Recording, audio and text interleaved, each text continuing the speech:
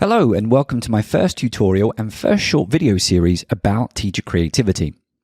Now before we begin, I want to engage you in a short learning task that I start most of my workshops with. Grab a paper and a pencil or open a text document and write down all the words you associate with creativity. You can approach this task from a general perspective of creativity, or you can think specifically about creativity from a teaching and learning perspective. Once you've completed this activity, you can start working on a definition of creativity that you think is applicable to your work environment. So hit pause and come back when you've finished this activity. Welcome back.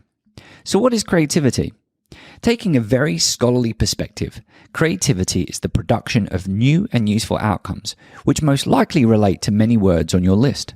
Novelty, originality, being different. And although experience suggests that not everyone associates something useful with the concept of creativity, we typically value, have pride in, and want to use the outcomes that come about from our creativity. But one of the most important perspectives of creativity is how the production of new and useful outcomes relate to a social context.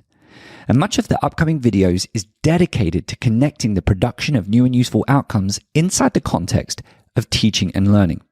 Now, if you're interested, the definition of creativity shared in this video comes from Plucker, Beghetto, and Dow, 2004.